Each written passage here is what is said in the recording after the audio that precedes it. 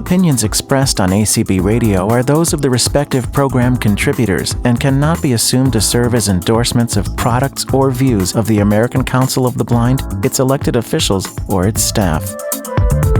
And good morning, everyone. Good afternoon, good evening, whenever you are listening to this from. My name is Herbie Allen, and welcome to Herbie's Cooking Corner for January 18th, 2022. Today, I am going to be making something very interesting. They are called Gingerbread Brownies. This will be a new recipe. I got this courtesy of another call facilitator, Tabitha, who runs the book club on Sundays right here on this very ACB community. So thank you, Tabitha, for this interesting recipe that you have given me to try today.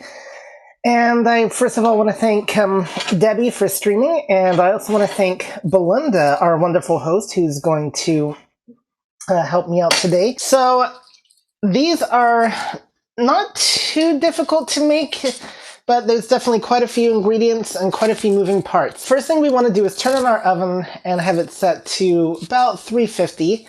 And it calls for the rack, of course, to be in the center of the oven. So the first thing we need is 2 1/4 cups sugar. Very key ingredient for brownies. So what I've got is a mixing bowl. And next, we are going to get out the sugar. And I've got my sugar in a container with the Braille label on it. So when I want to refill it, I can, but this keeps a nice lid on it as well. The sugar will stay good at all times. So this is going to be a lot of sugar, but I'm going to get out my measuring cups. So it calls for 2 1/4 cups. Let's start by using our 2 cups. This is going to be a little bit tricky to scoop. So I'm going to take this over to the sink because the 2 cup is really big. I could use a 1 cup measuring cup, but that would take more time. And we're going to pour the bag of sugar into the 2 cup measuring cup. And the reason I'm doing it over the sink is, guess where the excess goes? In the sink. Makes it for much easier cleanup. And we're going to pour that in the mixing bowl. And we're going to set that aside. Now I can take my 4th cup, which will be a lot easier to scoop. And I'm going to get that, pour that into the bowl. And we'll just set that aside here in case I need the 4th cup again. It can easily be washed out with a little bit of soap and water. Same with the 2 cup, should I need that. We're going to put the lid back on and put the thing up. I'm going to go ahead and take down my flour because I know I need that. And okay, so the next thing we need 1 1/2 cups cocoa. And so let's see, do I actually have a 1 1/2 cup measuring cup? I do believe I do. Nope, I have a 1 2/3 cup. I guess I do not have a 1 1/2 cup. That's okay then, we'll just take out the physical 1 1/2 cups. And that'll work just fine for what we need. Okay, so the cocoa comes in a rectangular box, and I did not know there was such a thing as white cocoa until a few minutes ago when one of our callers mentioned that. That definitely sounds interesting, and as somebody that likes hot chocolate, I should definitely look into this. So I am super excited to see what I can do for that. Okay. So I have it still in this original plastic bag. We're going to take the lid off, and there's a little bit of paper covering the thing, and there's one corner where we can kind of peel and get this completely off. Ooh, boy, it's starting to flip around here. So I'm going to hold this over the bowl so that way there's spillage will go into the bowl. We can't have too much chocolate in a brownie, right, guys? I don't think so. Now I'm going to hold this over the bowl, and I'm going to pour the cocoa into the cup. I could have, when I was doing the sugar, I could have held it over the bowl too, I guess. I didn't know how much extra sugar would spill, though, with it being a big amount like that, so I just wanted to be a bit more cautious. Where cocoa comes out kind of slowly, and I'm just making sure we have enough. I'm going to pour it out of the bowl, out of the cup, I'm sorry. Now we're going to set that aside and do the same thing with our 1/2 cup. And there we go. Boy, this pretty much actually, unless a lot more spilling out than I realized, this uses almost the entire thing of cocoa, but that's not surprising because it is a small container. All right, we're going to put the lid back on there and put that on my pantry shelf. Do we have any questions so far? Rachel. Good morning, Herbie. I have a question about the brownies. You mentioned sugar. I tuned in a little bit late. Could you by chance use Splenda in place of the sugar, or could you possibly cut back on the amount of sugar to make the brownies less sweet? Because I've noticed in some recipes when it calls for the sugar, it's a terrible sicky sweet. Could you decrease the amount of sugar? I would assume so. I must admit I've never tried baking with artificial sweeteners. Tori, you might be our expert on this type of thing, or anybody, if you want to answer that. And Tori has her hand raised also. I was just going to say you could. It will change the taste slightly, but you can use different types of sugar or use less. I've done that to make it a little more diabetic friendly, or because of the fact I prefer to use the brown and refined sugar rather than the refined sugar for dietary preference reasons. So you can change the sugar type or quantity. Just be aware it will slightly change the taste. Thank you, Tori.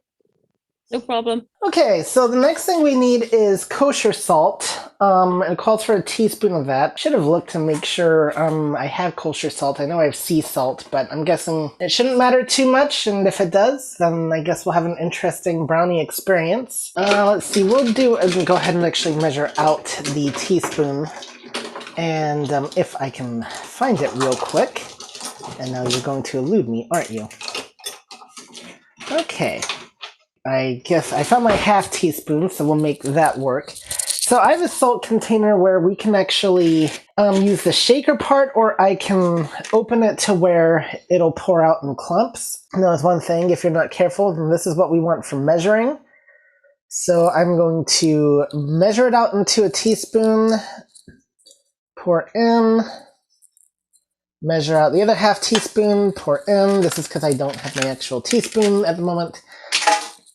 And there we go. Next thing that we need is 1 cup melted butter. There are 2 ways that we can melt the butter: on the stove or in the microwave. My guess is that most of you, if you try this recipe, are probably going to use the microwave, so that is the method I'm going to use. But you could definitely do the stove as well and just set the 2 sticks of butter in a pan, kind of stir it constantly. So we're going to get out a microwave safe bowl, and I'm going to unwrap each stick of butter and put it in the bowl. Got out a bowl that was a bit too small, but it's going to melt so downward anyway, so I guess we'll just have them kind of sticking up rather than trying to get a new bowl. Now, how long do we melt the butter for? So I'm thinking a little bit around a minute should be good. So we'll give that a try. I have a talking microwave, and the disadvantage with that is it's not accessible for setting 1 minute express code. seconds, because otherwise I'd actually prefer to try 45 seconds, but... And Chanel has her hand raised. Chanel, yes. First of all, I'm wondering if normally people might do like 20 or 30 seconds, and then the second thing is, is this the recipe where you should be like creaming together the eggs and the butter and all that, or are you just putting it all in one big bowl? So we're kind of putting it all together in one big bowl. The stick butter takes a little bit longer to melt than like the spreaded butter. So like if I'm opening the microwave right now, let's see, nope, it's not completely melted, but the that's the thing, is the stick takes a little bit longer too. So anyway, while the butter is melting, let's go on to our next ingredient, because we can come back to the butter. And okay, yeah, so what we're going to do first actually is stir in the first three ingredients, the sugar, the cocoa, and salt together. Then we're going to add in the butter. And that's what it calls for us to do with this recipe. Okay, and it recommends that you use a wooden spatula or a wooden spoon.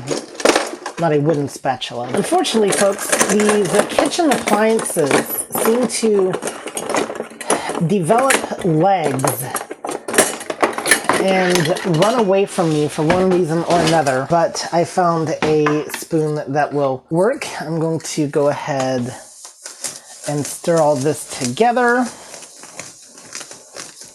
I don't like wooden spoons that much. They kind of feel wrong, and that's the best way I can describe it. I like the contact I get with a regular metal spoon, but we'll get this to work. Okay, this is a little bit of a stiff, whoa, as stuff goes flying everywhere.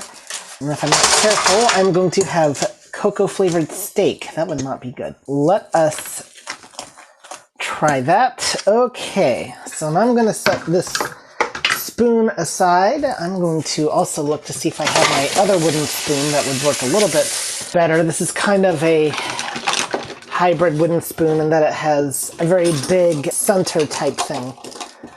But, okay, I can't find the other wooden spoon. I'm going to really have to replace some of my kitchen gadgetry around here. Let's see how our butter is doing. Ooh, it actually needs a little bit more time. The Tori amount of has time. a question. Okay, Carrie. Tori. Sorry. Actually, it's a comment more than anything.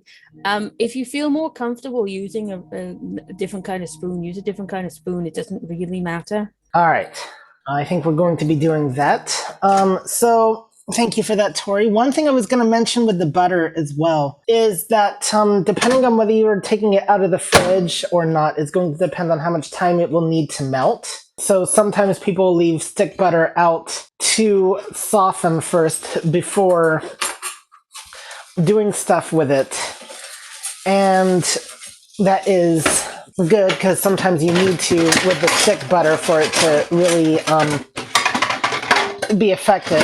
You know, for melting butter, sorry guys, I'm getting around here. For melting butter, I don't need to do that as much because I can just add in the extra fridge time. But yeah, if you've had it out of the fridge, it's going to take less time to melt than if it's in the fridge. Okay, so the next thing we have to do is stir in the melted butter into the mixture. And so that is what we are going to do. And I'm getting out. I've got the bowl of melted butter. I'm going to pour into the mixture, put this bowl in the sink, and then we are going to stir, stir, stir, stir. The next thing we're going to be adding in is the eggs, and this calls for 4 large eggs, and that I know we do have plenty of. And so, okay, yeah, this concoction now is, ooh, boy, this is really stiff though, as one might expect. Okay.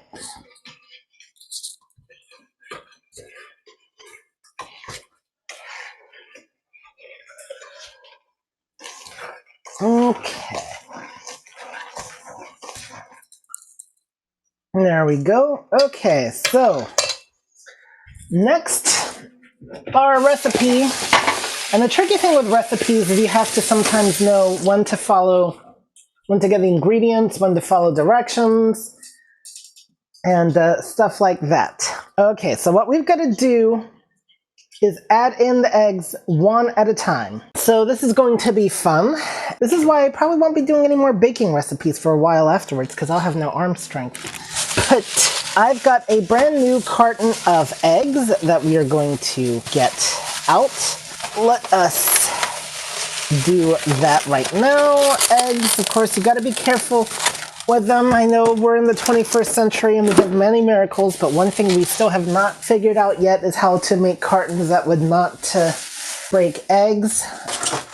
So I'm going to take the first egg out. Now you can crack it over the actual bowl that you're using, or if you're concerned about shells, you can use a separate bowl. I'm just going to use this bowl. So I'm cracking the egg once, lifting the shell, and we're going to throw the shell away. I lift the top part from the bottom. And we're going to stir, stir, stir.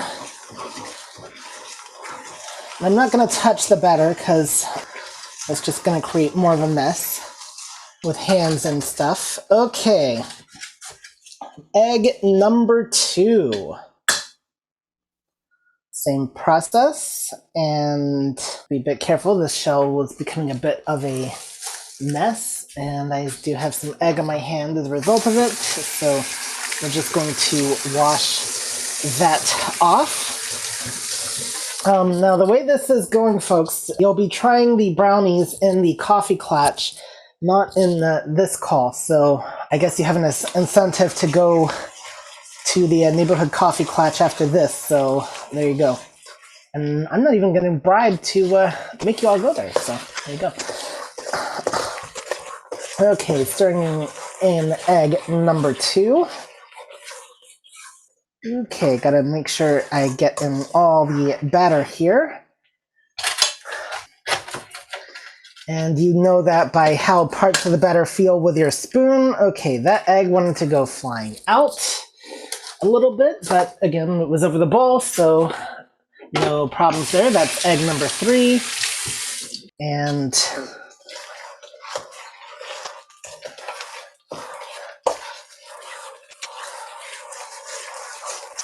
stirring that in. And our final egg.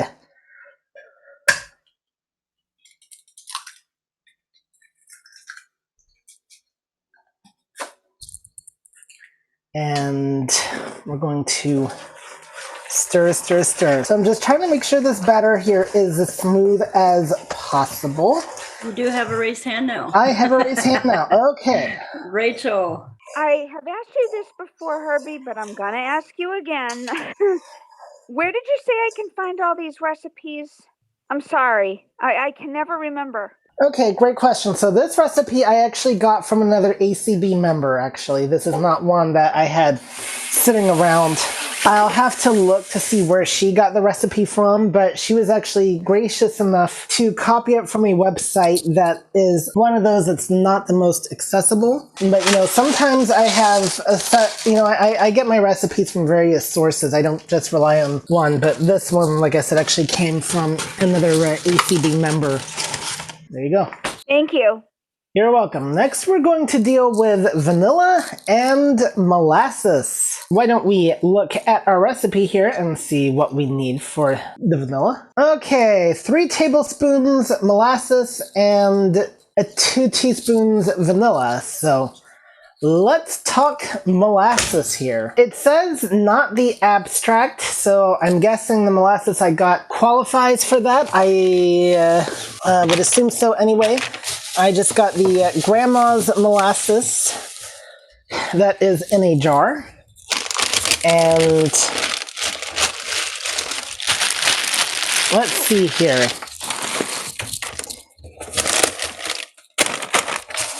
Oh, I think I actually left that jar out here. You go to put something in a place where you can find it, and then you can't find it. So the molasses comes in a jar. The jar feels a little bit interesting in that I would describe it as having like a little bit of a dent, and I know it's not the jar because I've seen multiple jars like this. Okay. So Okay, I know those two are not molasses jars. They are a bit too small. This, however, I think is my molasses jar. There we go. I also have these mushrooms that come in a jar that feel very similar to the molasses, and so that's what was getting me confused. But by separating them out, I was able to tell them apart without the need for any scanning or anything like that. And I'm demonstrating this just because when you're cooking in your kitchen, you may run into situations like this where you'll get confused as to what something is. And so if you know ahead of time of what this jar or can you are looking for feels like, then you can have a really good opportunity to really figure out, okay, oh, this is what it is by knowing how to separate or, doing some more feeling around or whatever. And so I think that's really important to know when cooking is how to learn how to differentiate between different jars and stuff by feel. Yes, you can scan stuff, you can use IRA, but there's a lot you can do just by feeling tactily, and not everybody, of course, has a smartphone or whatever as well. So okay, so the molasses is kind of like a liquid, and so I'm using my tablespoon, I'm sorry, to scoop it out of the jar and into the bowl. And we're going to do 3 tablespoons. Wow, there's a difference between teaspoons and tablespoons of this stuff. Tablespoons are a lot bigger than a teaspoon. So I'm getting that taken care of, and next we are going to deal with the vanilla, and this calls for 2 teaspoons of the stuff. So your vanilla is going to come in a kind of a very, it actually reminds me of some of those old like medicine bottles, but it's not. You can probably hear me shaking it. It's this bottle. It comes in various sizes. The bottle's kind of oblong, so it's longer at the bottom, and then it kind of curves into the top, and then it's a rectangle shape, oblong, and you've got your lid, and it's not a flip top lid. It just unscrews. Okay. One final search for my teaspoon. I have seen vanilla in various types of bottles, including the actual real Mexican vanilla, which that I think comes in a glass bottle. So, okay, I found a little bit bigger than the teaspoon I wanted, but actually called for 2 teaspoons anyway. So I'm going to take the lid off of the vanilla.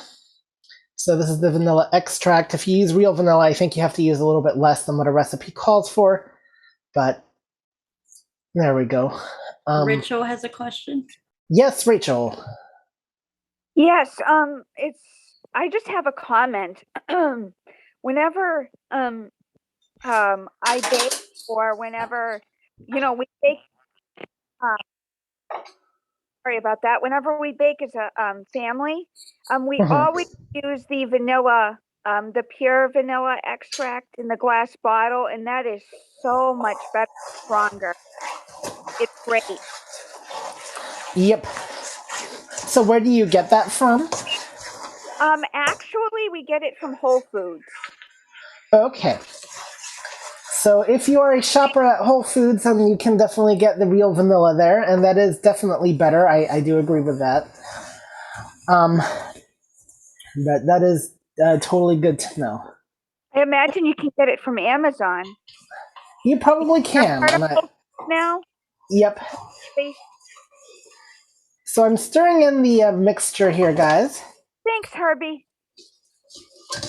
You're welcome. And sampling it as well. Okay. Now we're going to set our spoon aside because this next one actually does call for a slotted spoon.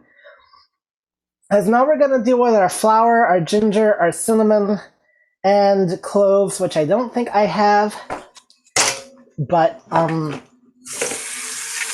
don't think that'll matter too much. And by cloves, I mean a spice, not clothes as in clothing, and you get the idea. So, let's see how much flour we actually need.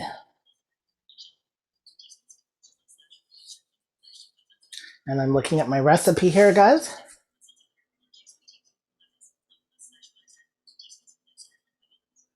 One cup all-purpose flour. So, I've already gotten my flour out, so we're going to get out another measuring cup because I have two sets here. And if you don't have Braille measuring cups, you can tell which one is which by the size. And they come in usually a standard set of 4. And so if you're unsure, if you place them together and they go in each other, you're going to have your whole cup, half cup, third cup, and fourth cup. So that's how you can tell if you do not have the Braille ones from Blind Mice Mart. Okay. So we're just pouring in the flour. And, okay, now we're going to set that measuring cup aside. And, there's definitely something to be said. The question came up once, should you use Braille for doing recipes like this? There's something to be said for it. Of course, you could get the Braille device or book or whatever, paper, messy or whatever, so that's the downside, but, okay, so we need 2 teaspoons ground cinnamon and 2 teaspoons ginger and 1 teaspoon baking powder. So that's pretty easy to get. So I'm going to get out my cinnamon and ginger.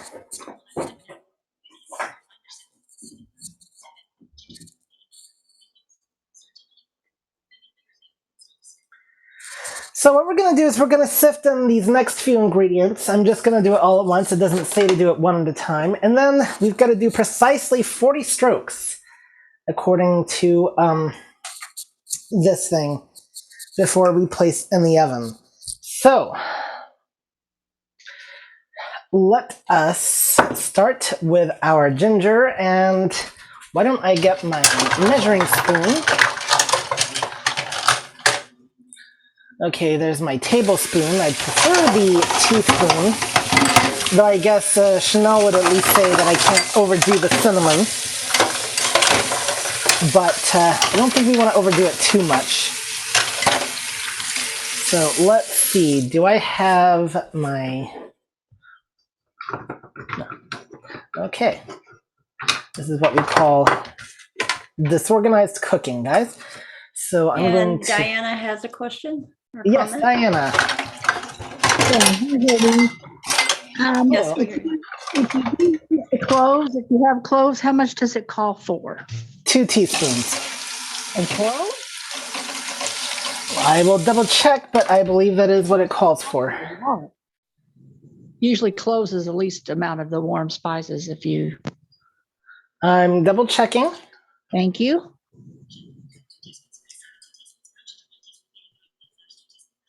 Okay, 1.5 teaspoons ground cloves, actually. A little better. Okay, thank you. Yep. And yeah, okay, so we're going to, I don't have my teaspoon at the moment, it's buried. So we're just going to estimate using the cinnamon and ginger, but it's not going to Since be... you're not doing the cloves, it probably wouldn't hurt to just do a tablespoon each of the cinnamon and ginger. Oh, right. All right, well, she says I can do that, so I got Because that'll be permission. about 3 teaspoons of each then if it's a tablespoon. So Yep. so Okay. Wouldn't hurt, she says, so that's what we're gonna do. Cinnamon has been added. And so my cinnamon comes in a bottle, but I've also seen it in like the rounder containers. But when it comes in the bottle, unfortunately, it can look like a lot of the other spices. So the ginger, this one is really interesting. It comes in a square bottle and with a round lid, and it comes with a mesh thing on it. I'm taking that off so I can pour directly into the tablespoon. And this stuff comes out a little bit slowly here. Okay. Ooh, spicy. This is the same ginger I used last week for the sticky garlic chicken. Okay, come on out. Man, how can I build gingerbread houses if you come out too slow? Talk about the construction projects being way behind. Okay. Yeah, guys, so Hansel and Gretel, when you hear about how they built the gingerbread house, it may seem like it had been found, when they found it, that thing must have taken a while to build just based on the ginger alone, how it's behaving. So, a little bit of side information that you never expected to need or want to know right here on Herbie's Cooking Corner. Be sure to join me every other week. Let's see. So, last thing we need is 1 teaspoon baking powder. And I have my baking powder right here. I do believe it is baking powder. I can double check that it is baking powder because I have several containers that look like it, including cornstarch. And I don't know how well cornstarch would do with this thing. And I don't feel like opening the container to find out when... Item not found. To record. You're really helpful.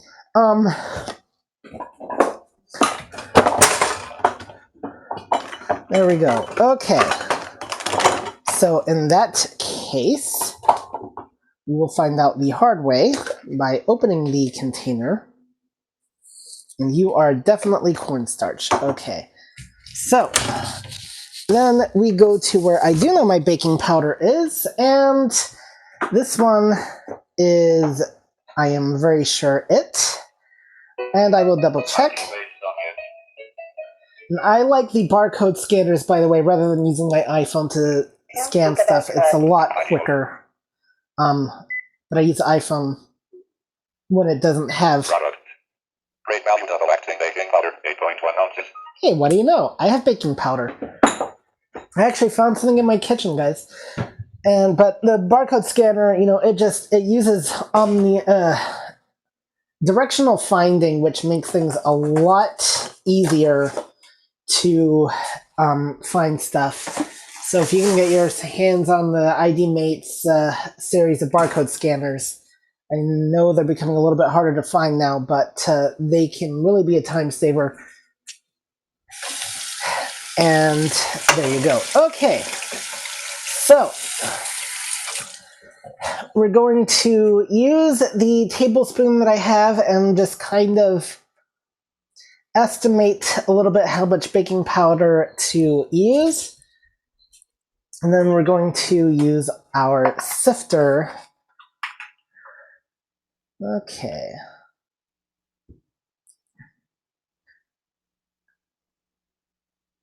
So a little bit more. Okay. All right. So I'm going to put the baking powder back in the pantry, and we're going to now get a sifter spoon. So what this is basically a slotted spoon. And there we go. So I guess it wants us to use this method to stir in the stuff. So that's what we're going to do. The flour, the ginger, the cinnamon, and the mixture. And then we are going to stir it afterwards. And then we're going to talk about how we put this stuff in the oven, because it's a little bit interesting what we have to do. And we do have a gingery, cinnamony, chocolatey aroma coming from the bowl here. Do we have any questions? And I'm Let's also... see, we'll give it a second because usually, Yep. yep, there we go. Tori. Tori, yes. As regards to the bit where you were saying about you don't know what would happen if you put the cornstarch in, Yep. if you were not using eggs for any reason, it would act as a great substitute for those. Oh, that is a good thing to know. You can use egg. If you're not using eggs, you can use either some cornstarch or a tablespoon of apple cider vinegar, which if you're doing the apple cider vinegar, it's a tablespoon per egg. All right, and how much cornstarch per egg? Just a decent sized tablespoon would do for the 4 eggs because you only need a small amount of that, really. Well, you know, what also comes to my mind with that is this is also great for if you do not feel comfortable cracking eggs and you want to do baking, then then you do have another alternative to try. And so keep that in mind, guys, when you're in the kitchen, is you can use either apple cider vinegar or cornstarch. I did not know that about cornstarch, you know, as an egg substitute. So if you don't want to deal with the shells and all that, or you can't do eggs for any reason. You can also, when you're making brownies, you can also just leave out the eggs. I've done that as well. You can just completely leave them out and not put a substitute, and it still works. Interesting. All right. And Diana also has a question. Yes, Comment? Diana. Yes, is this being put in a 13 by 9? This is being put in a 9 by 9. Oh, wow. They're going to be pretty thick then. Okay, 9 by 9. All right, thank you. And it calls for, if you're putting them in a pan, it also, if you saw the email, you know, it does call for a parchment paper. Right. So make sure you have that. Okay, we're going to do 40 strokes. 1, 2, 3, 4. No, just kidding. Okay. But we are going to stir this. This is a very thick batter. And I'm really glad I used my full-sized mixing bowl for these, because this is... Ooh, boy, I see why they say a wooden spoon, but... this is definitely going to be a very thick batter.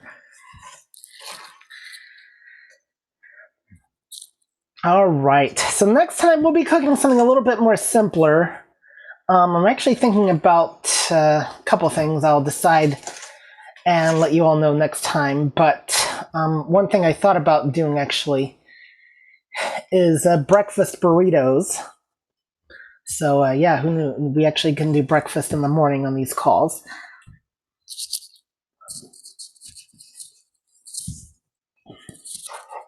So I'm trying to make sure I get the sides of the bowl here incorporated with the stirring. But we do have a very thick batter, like I said. Okay, now let's talk about our baking pan. So we do need a 9 by 9, and we need greased parchment paper for these. And it calls for 2 parchment papers.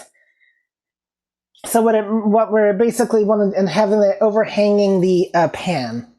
So that's what it calls for. And that's what we're going to do now. Thanks to Janine, who does Make and Bake. I assume she has one this Wednesday. I've not looked at the schedule. She likes to use parchment paper a lot, so I already had some on hand, but it's very easy to get.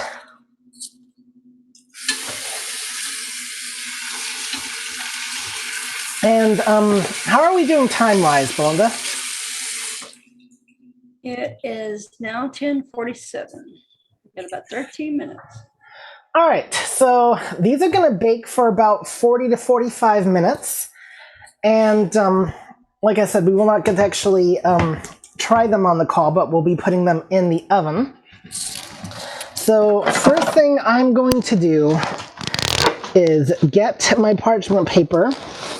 This comes in a box very similar to foil. And but you can tell the difference just by opening the box and seeing that it's paper, not foil. Do be careful. These have serrated edges because you need them for cutting off the paper. There are also cookie sheet parchment paper things you can get that are already pre-made into the size of a cookie sheet. So if you don't want to deal with the fuss of whatever, tearing it, then you could definitely do that as an alternative. So I'm going to unravel my first thing of parchment paper, and it wants us to have the sides overhanging, so that's what we're going to do. And the way I get it to tear is by pulling the box away from the paper.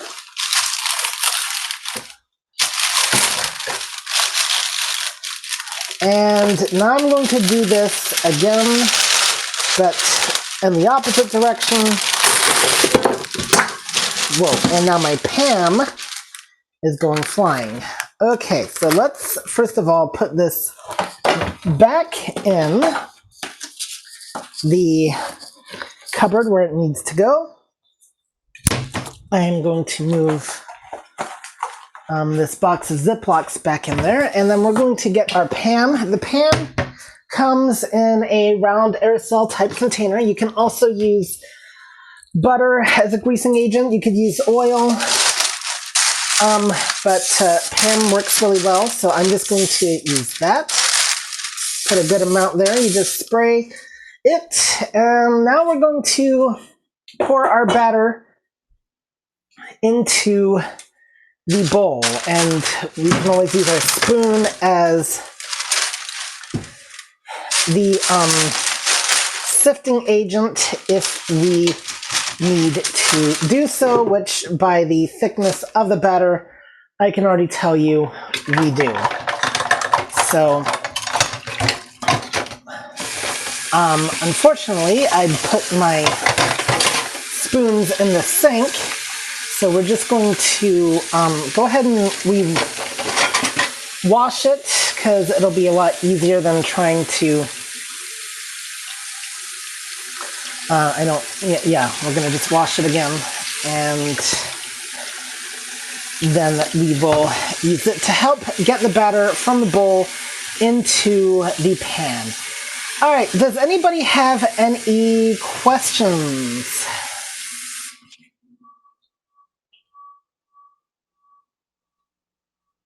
So far, no raised hands. All right, and now's a good time if you do have any questions, comments, criticisms, to raise your hands. And Deanna has a raised hand. Deanna, yes.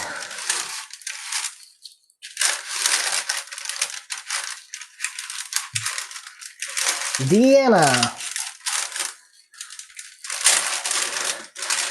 Make sure you've hit that got it button. You need to unmute. Sorry. There you go. Okay. I have a set of mixing bowls I really like because they have a handle on one side and a pour. So when getting batter into something, it makes it a lot easier because you've got something that you can keep a hold of, the handle, and then the pour spout helps direct the batter easier. Yeah, that would definitely be something worth looking into for sure. Okay, I need to look into that. I also still need to look into an omelet pan. All sorts of cool things I need to look into for We also this have a kitchen. question from someone with area code 571 ending in 917. Area code 571, tell us who you are. Yes, hello, it's Pam. How are you, Pam. Herbie? I'm Yeah, doing Pam great. from How are you? Virginia. Yeah, All how are right, you doing? Pam from Virginia. Yeah, I have a question about the butter. Is there different? What kind of butter do you use, and are there different kinds of butter you can use? Okay, great question. I should have been more clear on that. So for this recipe and from the majority of the recipes you're going to encounter, they call for unsalted butter. I use the Land O'Lakes stick butter, which that comes in unsalted.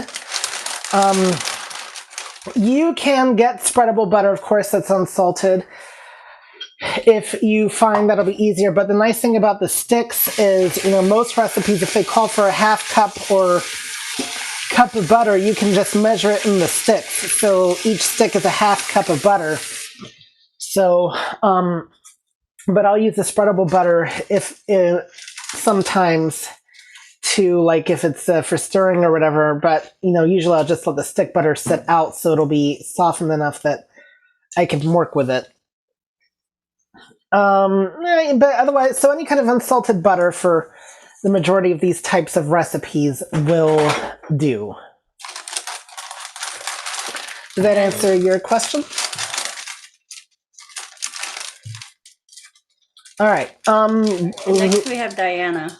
Diana, yeah, yes. that answers my question. That answers my question. Thank you. Yep, you're welcome. Okay, Diana. Sorry. I missed the salt measurement.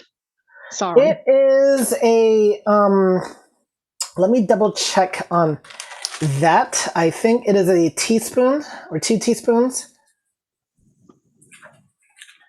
But I will double check on that for you in just a minute. Okay. Okay, thank you. You're welcome. So I'm going to put the brownies in the oven. I've poured the batter into the bowl and I've used my hand just to smooth it out. You could also use a butter knife if you prefer. I have the oven set to 350. Now, there are several thought processes on this. I will tell you truthfully, I am not a big fan, but totally against the idea of taking out your oven rack. I think that actually is more dangerous. I think that it creates more uncertainty.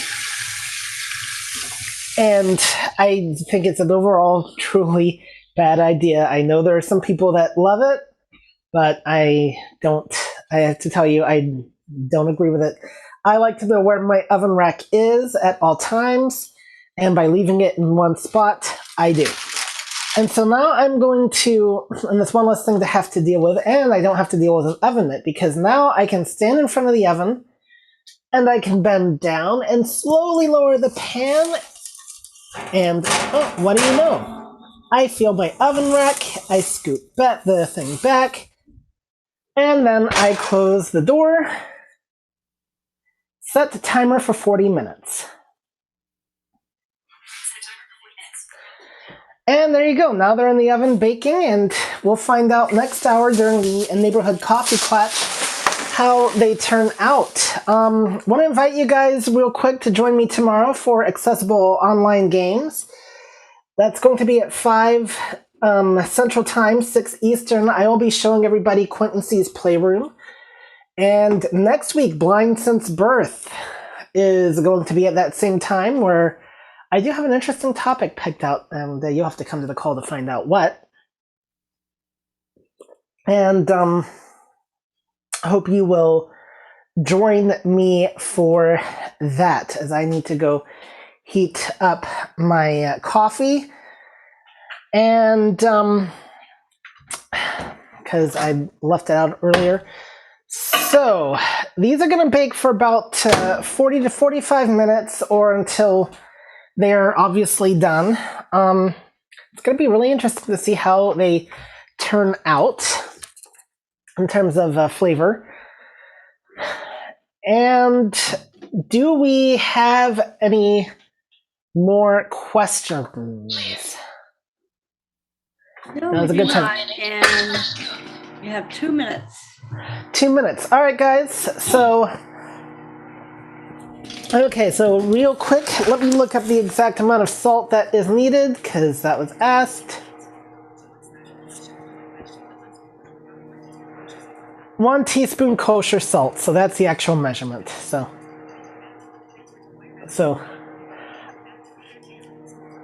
And Charles has a quick question for you. Okay, I'm sorry, it's Janet. I had the wrong name up. But have you ever used an induction stove? I just got it this week, and it's brand new. And So I've used an induction burner from New Wave. I have used one of those, but that's to the extent of it. Real quick, so that it does say 40 to 45 minutes. The top should be puffed. It recommends transferring to a wire rack to let cool afterwards. And it recommends using the parchment overhang to lift out the brownie. So there you go. Okay. But I have not used an actual induction stove, no.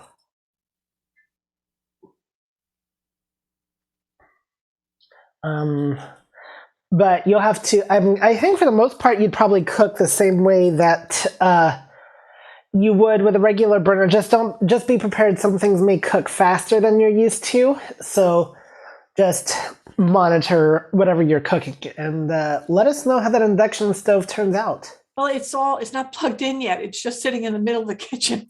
So I'm really anxious to use it, but I just thought maybe some tips. I've never heard anybody that used it yet. So we have a call on here, ACB, called It's Electric. And I tried to find that last week because somebody told me about it. I was asking about the Instant Pot, but I couldn't find It's Electric. Wednesday night? It's every other Wednesday night. And I believe the next one, yes. And so I believe the next one is tomorrow at 6 p.m. Central. And thank you. Those are the folks to really test their knowledge on that. Guys, we are out of time. It's been fun. Thank you so much, Herbie. Bye-bye. Yep. You're welcome. Thank you, Belinda. Thank you, Debbie. And we will see you all next time. Thanks, everyone. Thank you.